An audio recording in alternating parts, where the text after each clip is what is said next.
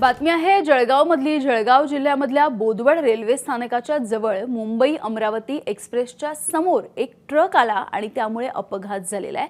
सुदैवाने यामध्ये कोणतीही जीवितहानी झालेली नाहीये। बोदवड नाडगाव जवळ रेल्वे गेट तोडून एक धान्याने भरलेला एक ट्रक वरती अडकून पडलेला होता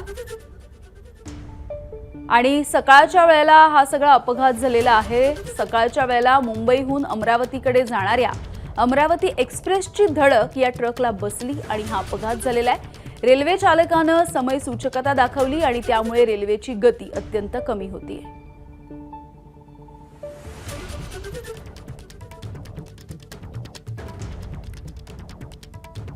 त्यामुळे जरी हा अपघात घडला असला तरी सुदैवाने यामध्ये कुठलीही जीवितहानी झालेली नाहीये।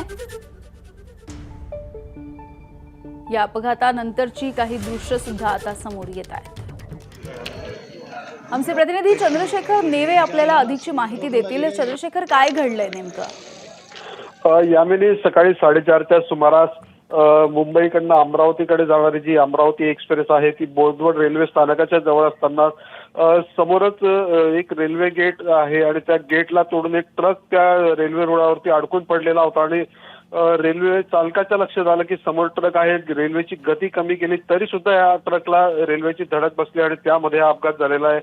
सुदैवाने कोणतीही जीवितहानी झालेली नसली तरी ट्रक हा इंजिन मध्ये अडकून पडलेला आहे। इंजिनचं सुद्धा काही प्रमाणात नुकसान झालेलं आहे आणि रेल्वे प्रशासनाच्या वतीने युद्ध पातळीवरती हे मार्ग सुरळीत करण्याचा प्रयत्न केला जातोय। ट्रक आणि इंजिन वेगवेगळं करण्याचा प्रयत्न केला जातोय। काही वेळातच ही वाहतूक सुरळीत होईल असा अंदाज रेल्वे प्रशासनाने व्यक्त केलेला आहे।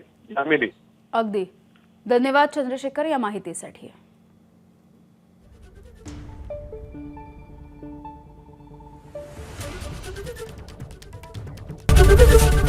एबीपी माझा, उघडा डोळे बघा नीट।